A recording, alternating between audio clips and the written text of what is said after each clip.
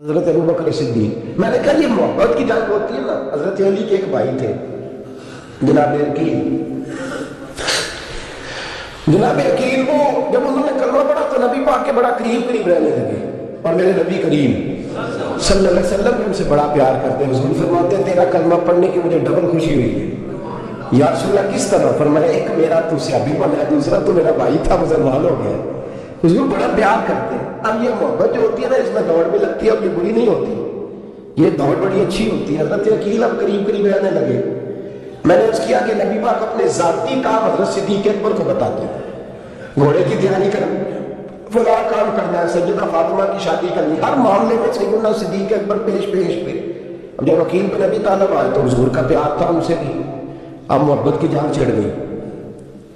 اب جناب عقیل کہتے ہیں میں کہنے لگا یار یہ کہیں پیچھے ہوتا ہی نہیں, ہر معاملے میں سے پیچھے بٹھاؤ بھی تو آگے آ جاتا ہے, اس نے کیا کمال کر دیا.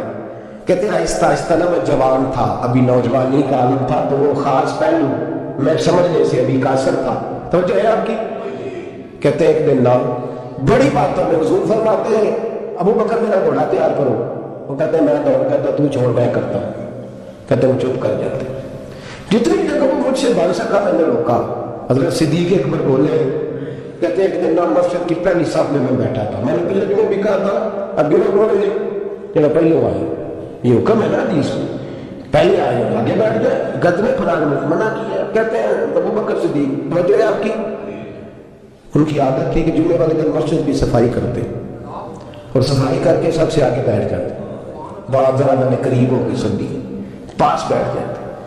عقیل میں نبی تعالیٰ کہتے ہیں میں بھی آیا سیدنا صدیق اکبر, اور مجھے کئی دنوں سے جلال تھا کہ یہ پیچھے ہوتا ہی نہیں. کہتے ہیں میں آیا تو حضرت ابو بکر آگے بیٹھے تھے, تو میں نہ جان بوجھ کے, بچہ تھا محبت تھی سرکار سے, ابو بکر سے بوجھ نہیں کوئی, خدا رہا اس بات کو ضرور ذہن میں رکھے. فرماتے میں نے کہا ابو بکر اٹھ. مزے کی بات یہ ہے کہ جس مسجد میں صدیق اکبر بیٹھے اس کی جگہ بھی انہوں نے خرید کے دی ہے. مسجد نبی کی زمین کی سب سے پہلی رقم حضرت ابو بکر صدیق نے ادا کروائی. اٹھ. کہتے ہیں اٹھے, پیچھے چل. تو جو ہے آپ کہتے ہیں بیٹے کو کسی پاوے مہڑا ہوئے تو پاوے تو جھوٹا بتا کے تو پھر تو دکھایا ہی نہیں, عمر میں چھوٹا ہو یا مال میں. اٹھ چل پیچھے. اللہ اکبر. حضرت علی دیکھ رہے تھے. کہتے ہیں سیدنا صدیق اکبر اٹھے, پچھلی صف میں, پھر اس سے پچھلی صف میں, پھر اس سے پچھلی صف میں, 7ویں صف میں پہنچ گئے اور وہاں ہاتھ باندھ دیے. کہنے لگے شہزادے اجازت ہے تو یہاں بیٹھ جاؤ, تو رسول اللہ کا خاندان ہے, اجازت ہے تو یہاں بیٹھ جاؤ. حضرت عقیل کہتے ہیں بیٹھ جاؤ. حضرت ابو بکر صدیق چپ کر کے پیچھے سے وہی کافی 7ویں صف, شہزادے یہاں بیٹھ جاؤ. میں بیٹھ جاؤ. وہاں بیٹھ کر جمعہ پڑھا, سب چلے گئے. حضرت علی حضور کی بارگاہ, یا رسول اللہ عقیل کو تو کچھ سمجھائے. تو نے فرمایا کیا ہوا؟ کہ حضور اکثر ابو بکر صدیق سے یاد جاتا ہے, آج بھی پہلی صف سے اٹھا کے 7ویں صف میں. شکایت تو حضرت عقیل کی لگ رہی ہے نا, اور حضور فرماتے ہیں علی تو عقیل کی چھوڑ بتا ابو بکر نے کیا جواب دیا ہے. تو ابو بکر کی بتا, تو اس کی چھوڑ, تو اس کی, میرے دوست کی, میرے یار کی, میرے خلیل کی بتا. تو حضرت علی رو پڑے, کہنے لگے محبوبہ ابو بکر جیسا درد کہاں سے ڈھونڈ کے لائے. تو چپ کر کے 7ویں صف میں گیا اور اس نے کہا تو خون رسول ہے, تیری نسل پاک میں ہے بچہ بچہ نور, تو ہے نور تیرا سب گھرانا. چپ کر کے بیٹھ گیا. حضور نے فرمایا بلاؤ ابو بکر کو, عقیل کو بھی بلاؤ. دونوں آ گئے. حضور نے فرمایا ابو بکر جمعے میں کیا ہوا ہے؟ عرض کی حضور کچھ نہیں. حضور نے فرمایا تجھے کسی نے سب سے اٹھایا؟ کہا نہیں نہیں یا رسول اللہ نہیں, آپ کو کس نے بتایا؟ حضور کیا؟ فرمایا نہیں میں نے سنا ہے کہ تجھے عقیل نے. کہا حضور وہ شہزادے آئے تو انہوں نے یار اتنا جذبہ دنیا کہاں سے ڈھونڈ کے لائے؟ بولے شاہ اتھے ککھ نہیں بچتا جتھے عشق نے لایا ڈھیرا. کہا حضور یار یہ لفظ تاریخ میں ڈھونڈے میں تو نہیں ملے گے. میرے ابو بکر صدیق کیا فرماتے ہیں؟ کہا حضور وہ نسل رسول کا شہزادہ ہے نا, اس نے ابو بکر کو 7ویں صف میں ابو بکر کا بیٹھنا پسند کیا تو ابو بکر راضی ہے. حضور اس نے یہاں بیٹھنا پسند کیا, تیری نسل پاک میں بچہ بچہ نور, تو ہے نہیں نور تیرا. اور کہا حضور وہ خاندان ہے میں خاتم, فرق تو ہے نا. وہ خاندان ہے، میں خادم ہوں۔ میرے رسول کریم صلی اللہ علیہ وسلم نے بلایا جناب عقیل کو، ڈانٹا نہیں، محبت فرمائی۔ سرکار نے فرمایا کہ بیٹے بیٹھ جا، میں تجھے سمجھاؤں۔ پھر حضور نے بات چھیڑی، فرمایا تجھے پتہ ہے میرا ابو بکر کون ہے؟ عرض کی حضور میں فرمایا نہیں سن، مکے میں سارا مکہ میرا دشمن تھا، یہ میری تنانیوں کا دوست تھا۔ فرمایا لوگ تلواریں لے کے آتے تھے مجھے مارنے، اور اس کی تلوار اٹھتی تھی، کہتا تھا پہلے میں مروں گا پھر کوئی مصطفیٰ تک ڈالوں۔ تجھے پتہ ہے یہ کون ہے؟ حضرت ابو بکر صدیق ہاتھ باندھے، حضور ہے نوکر ہو یا رسول اللہ، میں نے کوئی شکایت ہی نہیں کی۔ فرمایا عقیل یار ادھر بیٹھ، بیٹھے میں تجھے بتاؤں۔ کہا لوگ مجھے شبہ ابی طالب میں قید کر آئے تھے، میری بیٹیاں پتے کھا کے گزارا کرتی تھی، یہ ابو بکر تھا پورے مکے میں جو ظلم سہ سہ کے میرے در گلہ اور اناج لے کے آتا تھا۔ فرمایا عقیل جناب میں تجھے بتاؤں، تیرا خاندان تیرا قبیلہ سوائے مولا علی شیر خدا کے، فرمایا وہ سب لوگ میرے ساتھ پیار کرتے تھے، ہمارے اوپر انہوں نے مکے کی زمین تنگ کر دی۔ فرمایا میں مکے سے نکلا تھا، ابو بکر کی بیٹی غار ثور میں کھانا پکا کے لاتی تھی، اس کا بچہ بکریوں کا دودھ لے کے آتا تھا۔ فرمایا یہ جال پہ کھیل کے میری نگرانی کرتا تھا۔ تو فرمایا تجھے پتہ ہے جس جگہ تو بیٹھا ہوا ہے نا، یہ مسجد کی زمین بھی ابو بکر صدیق نے خرید کے دی۔ حضرت سیدنا عقیل یا رسول اللہ غلطی، حضرت ابو بکر کہتے ہیں رسول اللہ و رسول و من، میرے اوپر اللہ رسول کے احسان ہے۔ آخری لفظ میرے حبیب نے کہے، حضور نے فرمایا عقیل میرے پاس جس کے بھی پیسے آتے ہیں میں بیگانے سمجھ کے خرچ کرتا ہوں، میں کہتا ہوں فلانے کے ہیں، وہ پوچھے گا کہاں لگے، لیکن ابو بکر کے پیسے آتے ہیں تو میں اپنے سمجھ کے خرچ کرتا ہوں۔ اور میرے رسول کریم صلی اللہ علیہ وسلم نے فرمایا میرے ساتھ جس نے نیکی کی میں نے بدلہ چکا دیا ہے۔ ابو بکر کا میں نے بدلہ دیا ہی نہیں۔ قیامت کے دن جب سب جنت میں جانے لگیں گے تو میں اس کا بازو تھام کے اللہ کی بارگاہ میں لے جاؤں اور میں کہوں گا یا اللہ میرے مولا کلمہ پڑھنے سے لے کر غار تک، غار سے بدر تک، بدر سے احد، حنین، خندق، تبوک اور مزار تک، یا اللہ اس کی بڑی نیکیاں ہیں، اسے تم ہی بدلا عطا فرما۔ میرے دوستو یہ رنگ حضرت سیدنا صدیق اکبر مرسو اقبال نے کہا کہ صدیق کے لیے ہے خدا کا رسول، اور اس سے آگے پیچھے کچھ نہیں۔ یہ جو ماننے کا انداز ہے نا، یہ دیکھیے نا حضرت ابو بکر صدیق، بڑی دفعہ آپ نے بات سنی ہے لیکن اس بات کی لذت بڑی شاندار ہے۔ حضرت عمر نے طبیب بلایا ہے ابو بکر کو دکھانے کے لیے ملک شام، پہلے مانتے نہیں تھے، مولا علی کی سفارش ڈالی، پھر دونوں لے کے آئے، سیدنا علی مرتضیٰ بیٹھے، حضرت عمر بیٹھے، کہتے ہیں طبیب کو چیک کرو، ملک شام کا بڑا ڈاکٹر ہے۔ چیک کر لیا تو ڈاکٹر کہنے لگا کوئی مرض نہیں، کوئی تکلیف نہیں، کمزوری بڑی ہے، کمزوری بڑی ہے، ان سے پوچھیں انہیں کیا مرض ہے۔ تو حضرت عمر کہنے لگے یار بول کیا مسئلہ ہے تجھے، کیوں اتنا کمزور اتنا بیمار رہتا ہے، کیا پرابلم ہے، کیا مسئلہ ہے؟ تو حضرت ابو بکر صدیق نے آنکھیں کھولی اور کہنے لگے عمر تو قسم اٹھا کے بتا، تجھے پتا نہیں مجھے کیا مسئلہ ہے، تو اٹھا نا قسم، جنہاں دے دل بر جانی بچھڑا، کون روے پھر تھوڑا، سب روما نہیں رو محمد جس کا نام بچھوڑا۔ تجھے نہیں پتا تو بول، اگر خبر ہے تو پوچھتا کیوں ہے؟ میرے دوستو کمال دیکھو، مدینے میں آج بھی مصطفیٰ کو سلام کرو تو ساتھ ہی صدیق اکبر لیتے، ساتھ ہی لیتے مدینے میں۔ ابو بکر صدیق روز رات کو جا کے اس کے گھر کا کام کاج کر کے آتے۔ کام بتاؤں کیا تھا اس کا؟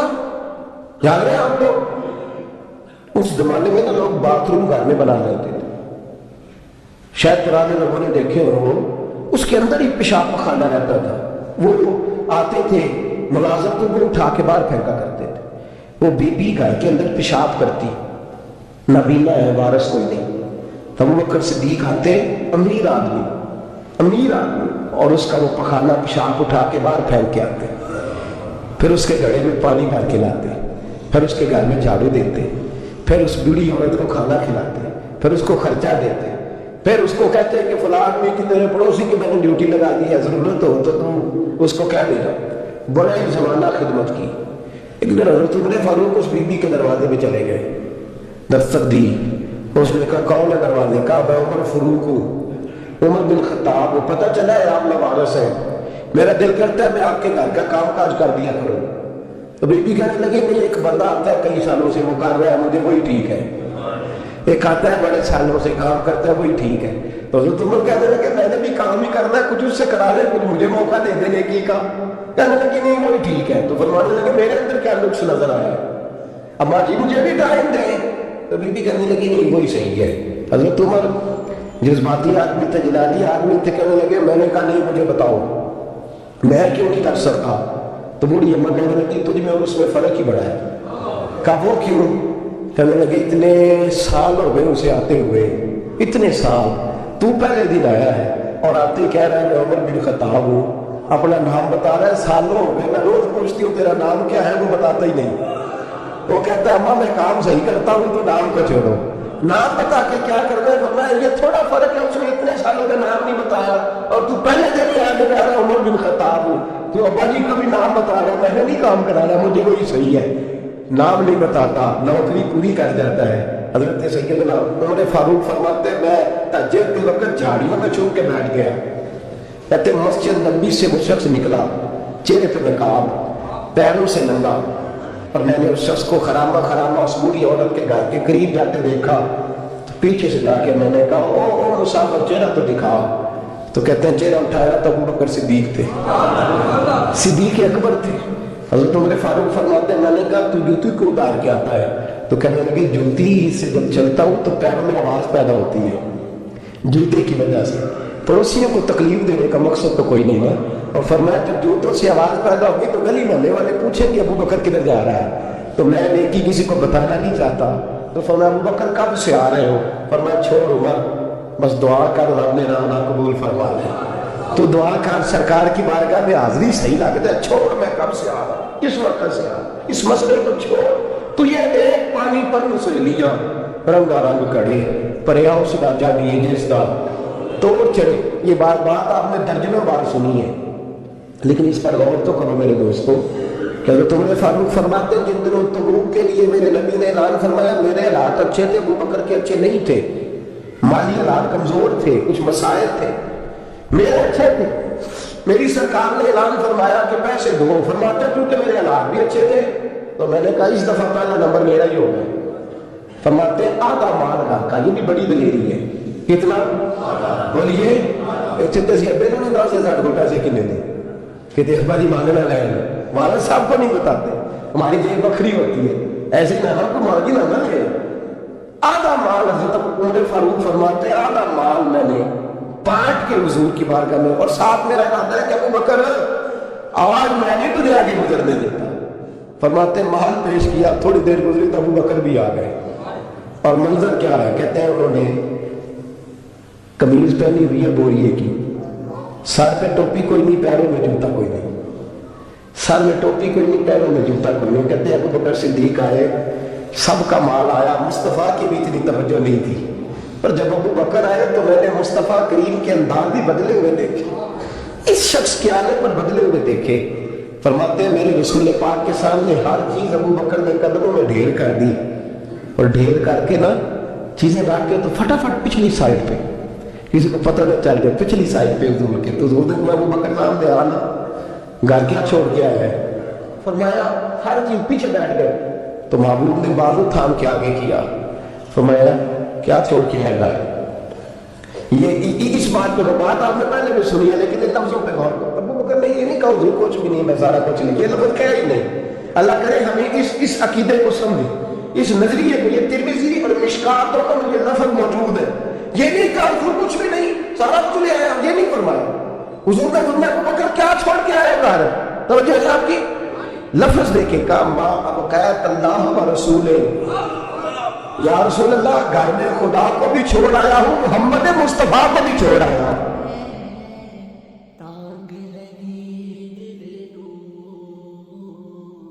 سرکار بلاوڑ گے ہے تانگ لگی دل نو، سرکار بلاوڑ گے مینوں دید کراوڑ لئی، دربار بلاوڑ گے تانگ لگی ਸਰਕਾਰ ਬੁਲਾਵਣਗੇ ਹਰ ਪਾਸੇ ਯਾਰੋ ਮੁਸ਼ਕਿਲ ਨੇ ਘੇਰਾ ਹਰ ਪਾਸੇ ਯਾਰੋ ਮੁਸ਼ਕਿਲ ਨੇ ਘੇਰਾ ਮੇਰੇ ਦੁੱਖੜੇ ਮੁਕਾਵਣ ਲਈ